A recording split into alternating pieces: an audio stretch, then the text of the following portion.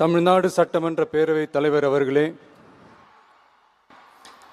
மாண்புமிகு அமைச்சர்கள், நீதியரசர்கள், எம்எல்ஏஸ், எம்பிஸ், உள்ளாட்சி பிரதிநிதிகள், தலைமை செயலாளர் உள்ளிட்ட அரசு அதிகாரிகள், நம்ம தாய்நாட்டின் சுதந்திர போராட்டத்தில் பங்கேற்று இன்னைக்கும் வாழ்ந்துட்டு இருக்கிற தியாகிகள், தற்போது குடும்ப ஓய்வூதியம் பெற்று வரும் சுதந்திர போராட்ட தியாகிகளின் வாரிசுதாரர்கள், டிஜிபி உள்ளிட்ட அனைத்து காவல்துறை அதிகாரிகள், முப்படைகளை சேர்ந்த அலுவலர்கள், வீரர்கள், சிறப்பு விருந்தினர்கள், இன்னைக்கு இந்த சுதந்திர தினத்தில் கோட்டையில் கொடியேற்றுறத பார்க்க வந்திருக்கிற பொதுமக்களுக்கும், இந்த சுதந்திர தினத்தை கொண்டாடிக்கிட்டு இருக்கிற என் நெஞ்சில் குடியிருக்கும் தமிழக மக்களுக்கும், மாணவ மாணவிகளுக்கும் அனைவருக்கும் என்னுடைய சுதந்திர தின நல்வாழ்த்துக்கள், என்னுடைய வணக்கத்தையும் தெரிவிச்சுக்கிறேன். தங்களுடைய உயிரை, உடமைய, வாழ்க்கைய எல்லாம் இழந்துட்டு நமக்காக சுதந்திரம் வாங்கி கொடுத்த நம்ம சுதந்திர போராட்ட தியாகிகள், அதில் பிரபலமானவர்கள் மற்றும் பேர் தெரியாதவங்க அப்படின்னு இருந்தாலும் அவங்க எல்லாருக்கும், ஏன் அவங்க ஒவ்வொருத்தருக்கும் தனிப்பட்ட முறையில் என்னுடைய வீர வணக்கங்கள்.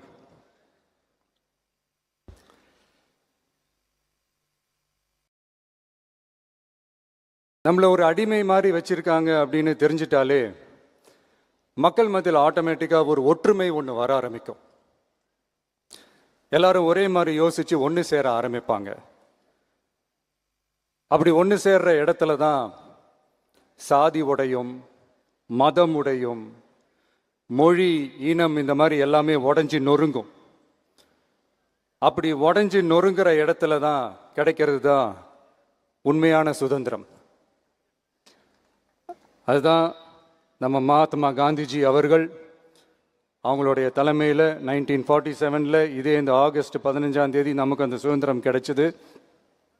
இன்னைக்கு நம்ம எல்லாரும் அந்த சுதந்திரத்தை கெட்டியாக பிடிச்சிக்கிட்டு படிப்படியாக டெவலப் ஆகி வந்துக்கிட்டே இருக்கிறோம். அந்த டெவலப்மெண்ட்ஸை அடுத்தடுத்த கட்டத்துக்கு கொண்டு போக வேண்டியது நம்ம எல்லாருடைய ஒரு கடமையும் கூட. இந்த நேரத்தில் நம்ம தமிழ்நாட்டை லஞ்சத்திலேருந்து, ஊழல்லேருந்து காப்பாற்றுறதும் ஒரு மிகப்பெரிய ஒரு விடுதலைக்கு சமமான ஒரு விஷயந்தான். அதை நோக்கி தான் நம்ம அரசும் செயல்பட்டுக்கிட்டு வந்துக்கிட்டு இருக்கு.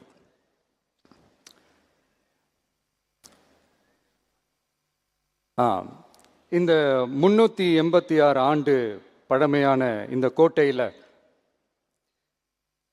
இங்கே மேலே ஏறி வந்து இந்த 80வது சுதந்திர தின நாளில் நம்ம நாட்டோட தேசிய கொடியை ஏற்றி வச்சு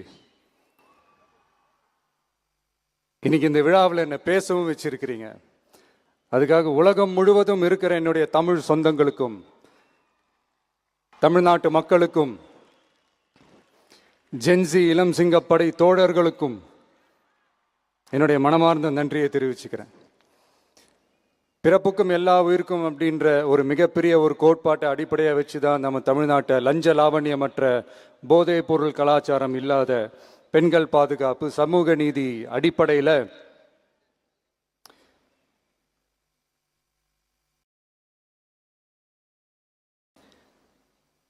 ஒரு வெளிப்படையான, ஒரு உண்மையான, ஒரு நேர்மையான ஒரு நிர்வாகமாக இதை நாம் செயல்பட்டுக்கிட்டு வந்துக்கிட்டு இருக்கிறோம்.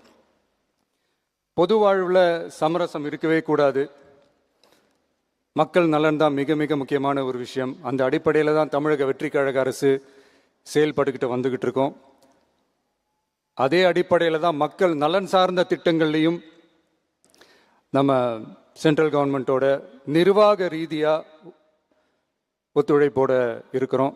But at the same time நம்ம தமிழ்நாடு கொள்கைகள்னு வந்துட்டா மாநில உரிமைகளுக்கு எதிரான முடிவுகள்லையும் சரி, தமிழ்நாட்டுக்கு எதிரான கொள்கை முடிவுகள்லையும் சரி, நம்ம டிவிகே அரசு எப்பவுமே எதிர்க்கும். அதில் எந்த மாற்று கருத்துமே கிடையாது. அதே மாதிரி இதுக்கு முன்னாடி நிறையா திட்டங்கள்லாம் கொண்டு வந்திருக்காங்க. அதில் எதெல்லாம் மக்களுக்கு யூஸ்ஃபுல்லாக இருக்கிற மாதிரி திட்டங்கள் இருக்கோ அதெல்லாம் கண்டினியூ பண்ணிக்கிட்டு தான் இருக்கிறோம்.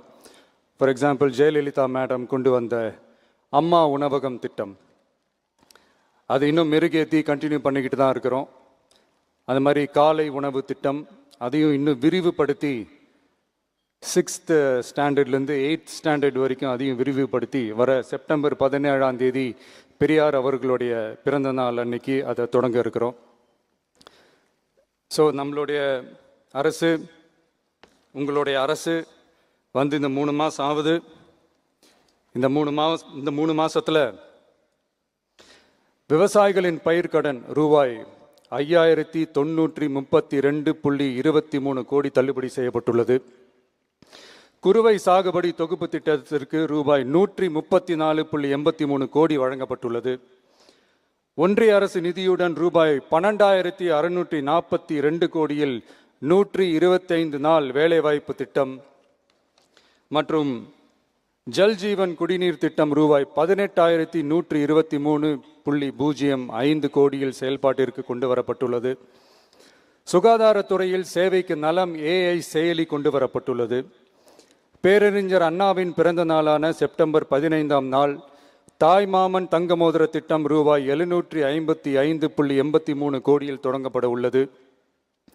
மக்களின் போக்குவரத்திற்கு ரூபாய் 127.21 கோடியில் 300 புதிய பஸ்கள் வழங்கப்பட்டுள்ளது. தமிழ்நாட்டில் மதுப்பழக்கத்தை குறைத்திடும் வகையில் முதற்கட்டமாக 717 டாஸ்மாக் கடைகள் மூடப்பட்டுள்ளன. வெளிப்படையான நிர்வாகத்திற்காக நவீன தொழில்நுட்பத்தை பயன்படுத்தி கணினி மயமாக்கப்பட்ட நிர்வாகம் செயல்பாட்டில் உள்ளது. முன்னெப்போதும் இல்லாத ஆளில்லா பத்திரப்பதிவு செயல்பாட்டிற்கு கொண்டு வரப்பட உள்ளது. கோயில் நிலங்கள் கணக்கெடுக்கப்பட்டு அனைவருக்கும் தெரியுமாறு ஆன்லைனில் ஏற்றப்படுகிறது. வருவாய்த்துறையில் அனைத்து சான்றிதழ்களும் 15 தினங்களுக்குள் வழங்கப்படுகிறது. லஞ்சம் வாங்குவதை புகார் செய்ய புதிய வாட்ஸ்அப் எண் அறிவிக்கப்பட்டுள்ளது. அரசின் வருமானம் தனிநபருக்கு செல்வது தடுக்கப்பட்டுள்ளது. அனைத்து துறைகளிலும் லஞ்சம் ஊழல் ஒழிக்க தொடர் நடவடிக்கை எடுக்கப்பட்டு வருகிறது. கனிம பயன்பாடு முறைப்படுத்தப்பட்டு நவீன தொழில்நுட்ப உதவியுடன் விநியோகிக்கப்படுகிறது. சட்டம் ஒழுங்கு தீவிரமாக கண்காணிக்கப்பட்டு பராமரிக்கப்பட்டு வருகிறது. ஜூன் 29-30 தேதியில் நடந்த மாவட்ட ஆட்சியர் மற்றும் காவல் கண்காணிப்பாளர் மாநாட்டில் சட்டம் ஒழுங்கு பிரச்சனையில் கடுமையான நடவடிக்கை எடுக்க உத்தரவு போட்டிருக்கிறோம். அரசு சொல்லியிருக்கிறோம். மக்களை அலைய விடக்கூடாது, கோரிக்கைகளை நல்லபடியாக ஆராய்ஞ்சு சரியான வழியில் தீர்வை தர சொல்லியிருக்கிறோம். சுதந்திர போராட்ட தியாகிகள் தங்கள் உயிரை தியாகம் செஞ்சு கிடைச்ச சுதந்திரம் மிக சிலருக்கான சுதந்திரமாக மட்டும் இல்லாமல் ஒவ்வொரு இந்திய குடிமகனுக்கும் சுய மரியாதை, சம உரிமை, சம வாய்ப்பு மற்றும் கண்ணியமான வாழ்க்கையை வழங்கும் உண்மையான மக்கள் சுதந்திரமாக இருக்கணுங்கிறதே எல்லாரோட மிகப்பெரிய எதிர்பார்ப்பாக இருக்குது. அதை நிறைவேற்றுற பொறுப்பும் நம்மளோடது தான். தமிழ்நாட்டு மக்களோட இணைஞ்சு தமிழகத்தை இந்தியாவின் முன்மாதிரி மாநிலமாகவும் உலக அளவில் வளர்ந்த நாடுகளுக்கு இணையா தமிழ்நாட்டு பொருளாதாரத்தை 2036 ஆண்டுக்குள் $1.5 trillion உயர்த்திட நாம உறுதியேற்போம். மக்களே, எல்லாரும் ஓட்டு போட்டுட்டோம். உங்க அண்ணனை, உங்க தம்பிய, உங்க பிள்ளைய எல்லாரும் ஜெயிக்க வச்சு முதலமைச்சரா ஆக்கிட்டோம். அதனால நம்ம கடமையெல்லாம் முடிஞ்சிருச்சுன்னு சொல்லி யாரும் ஒதுங்கி போயிடாதீங்க. இனிமே தான் நீங்க நம்மளோடவே கூடவே இருக்கணும். உறுதியா நம்ம அரசோடவே கூட இருக்கணும். அப்பதான் உங்களுக்காக இருக்கிற எல்லா நல்ல திட்டங்களையும் என்னால் செயல்படுத்த முடியும். 8 கோடி பேரோட அந்த பிரதிநிதி தான் முதலமைச்சர் பதவின்னு சொல்லுவாங்க. அதனால தான் சொல்றேன், மக்கள் தான் ஆட்சியாளர்கள். இங்க நான் எல்லாருமே, அங்க இருக்கிறவங்க எல்லாருமே மக்களோட சர்வன்ட்ஸ். அப்படிதான் நான் அதை பார்க்குறேன். ஸோ வாங்க எல்லாருமா சேர்ந்து நம்ம கடமையை சேர்ந்து செய்வோம்.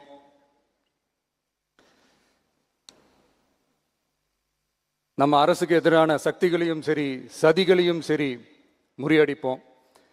நீங்க எல்லாரும் நம்மளோட இருக்கும்போது எனக்கு வேற என்னங்க கவலை? நல்லதை மட்டுமே நோக்கி நகருவோம். அப்படி நல்லதை மட்டுமே நோக்கி நகரும் உங்க அரசு உங்களுடைய எதிர்பார்ப்புகளையும் உங்களுடைய கருத்துக்களையும் மனசுல வச்சுக்கிட்டு தான் நல்ல சிறிய புதிய அறிவிப்புகளை அறிவிக்க இருக்கிறோம். அதில் ஒரு சிலதை மட்டும் இங்கே நான் படிக்கிறேன். ஒன்று, தாய்நாட்டிற்காக தன்னலமற்ற தியாகம் செய்து நமது நாட்டின் பாதுகாப்பிற்காக அரும்பாடுபட்ட முன்னாள் படை வீரர்களின் நலன் கருதி அவர்களது 2 மகள்களுக்கும் வழங்கப்படும் திருமண நிதி உதவி 25,000 ரூபாயிலிருந்து 50,000 ரூபாயாக உயர்த்தி வழங்கப்படும். 2, மாற்றுத்திறன் கொண்ட முன்னாள் படை வீரர் மற்றும் அவர்களை சார்ந்தோர்களுக்கு வழங்கப்பட்டு வந்த மாதாந்திர நிதியுதவி 5,000 ரூபாயிலிருந்து 7,000 ரூபாயாக உயர்த்தி வழங்கப்படும். 3, மாநில அரசால் விடுதலை போராட்ட வீரர்களுக்கு வழங்கப்பட்டு வரும் மாதாந்திர ஓய்வூதியம் 23,000 ரூபாயாக உயர்த்தி வழங்கப்படும்.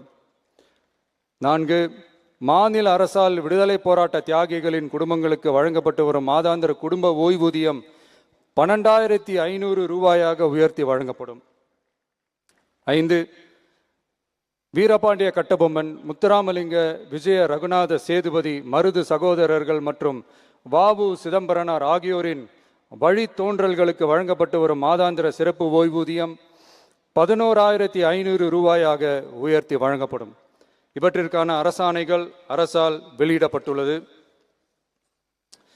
I once again extend my respectful greetings and salute the people of Tamil Nadu who has broken the caste and religious considerations, rejecting money and muscle power, and gave us an overwhelming support to establish people-centric and social justice government. We are on a mission mode to achieve corruption-free government. We want our people to develop zero tolerance towards corruption. And we appeal to the officials and the people of Tamil Nadu to make our state corruption-free. இன்னைக்கு இந்த விழாவில் பரிசு வாங்க போகிற, பாராட்டுகளை வாங்க போகிற, விருதுகளை வாங்க போகிற அனைவருக்கும் என்னுடைய வாழ்த்துக்களை தெரிவிச்சுக்கிறேன். இந்த விழாவை ரொம்ப அழகாக ஏற்பாடு செஞ்ச பொதுத்துறை செயலாளர் அவர்களோடு சேர்ந்து அலுவலர்களுக்கும், காலையிலேயே இந்த ப்ராக்டிஸ் பண்ணி சிறப்பான பரேட் நடத்திய காவல்துறை நண்பர்களுக்கும், இந்த விழாவை ரொம்ப பாதுகாப்பாக நடத்திய காவல்துறை அதிகாரிகளுக்கும், ஊடகத்துறை நண்பர்களுக்கும், சமூக ஊடகத்துறை நண்பர்களுக்கும் என்னுடைய மனமார்ந்த நன்றியை தெரிவிச்சுக்கிறேன். கான்ஃபிடென்ட்டாக இருங்க, நல்லதே நடக்கும், வெற்றி நிச்சயம். மீண்டும் சந்திக்கும் வரை நன்றி, வணக்கம்.